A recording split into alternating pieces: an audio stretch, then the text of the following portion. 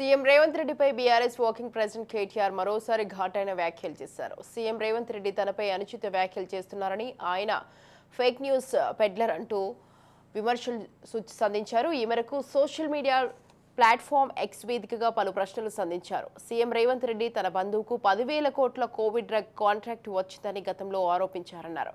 కేటీఆర్ అంతేకాదు, గతంలో తాము అధికారంలో ఉన్నప్పుడు సమయంలో సచివాలయంలో నిజాం ఆభరణాల కోసం సోరంగం తవ్వినట్లు కథనాలు సృష్టించారని, ఆయన ఫేక్ న్యూస్ ఫెడ్లర్ అంటూ తీవ్ర స్థాయిలో మండిపడ్డారు.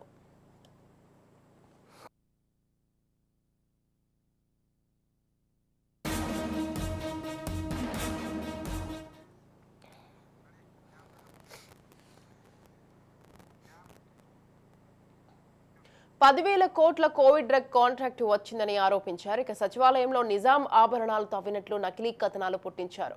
కేంద్ర హోంమంత్రి అమిత్ షాకు సంబంధించిన ఫేక్ వీడియోను సర్క్యులేట్ చేశారు. ఇక ఉస్మానియా యూనివర్సిటీకి సంబంధించిన ఫేక్ సర్క్యులర్ పోస్ట్ చేశారు. సీఎం హోదాలో ఉండి తప్పుడు ఆరోపణలు, తప్పుడు ప్రచారాలు చేస్తున్న రేవంత్ ని జైల్లో ఎందుకు పెట్టకూడదు అంటూ కేటీఆర్ ఎక్స్ వేదికగా ప్రశ్నించారు. రాయచీకి ఈ విషయంపై పూర్తి సమాచారాన్ని అందించడానికి మా ప్రతినిధి మహేందర్ ఫోన్ లైన్ లో ఉన్నారు. మహేందర్, చెప్పండి, సీఎం రేవంత్ రెడ్డిపై అయితే బీఆర్ఎస్ వర్కింగ్ ప్రెసిడెంట్ కేటీఆర్ మరోసారి అయితే ఘాటు వ్యాఖ్యలు చేయడం జరిగింది. అయితే సీఎం రేవంత్ రెడ్డి తనపై అనుచిత వ్యాఖ్యలు చేస్తున్నారని, ఆయనే ఫేక్ న్యూస్ ఫెడ్లర్ అంటూ అయితే విమర్శలు సంధించడం జరిగింది. దీనికి సంబంధించి మీ దగ్గర ఉన్న అప్డేట్స్ ఏంటి?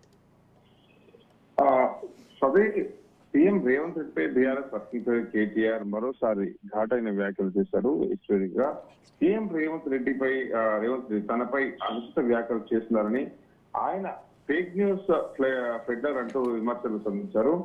ఆ సోషల్ మీడియా ప్లాట్ఫామ్ పై ఎక్స్ వేదిక పలు ప్రశ్నలు కూడా సంధించారు.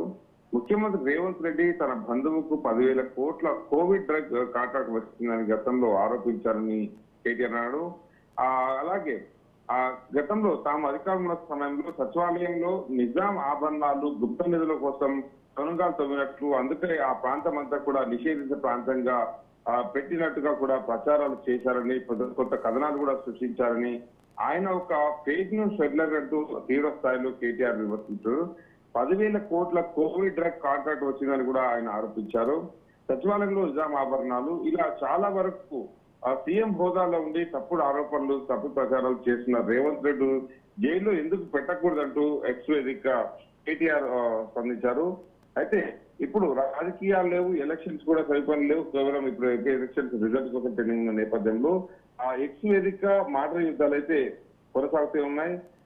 ఒక రకంగా ఇప్పటివరకు తనపై చేసిన ఆరోపణలన్నిటిపై సంధిస్తూ 10 వర్షాలు కూరుస్తూ ఇచ్చిన హామీలను నెరవేర్చుకోగా ఇలాంటి అనుచిత వ్యాఖ్యలు చేయడం సరికాదు అంటూ కూడా కేటీఆర్ ముఖ్యమంత్రి రేవంత్ రెడ్డికి ఇటో పలుకుతూ వేదిక ఒక ట్వీట్ అయితే విడుదల చేశారు. Swapna. Right, thank you Mahender, thanks for the details.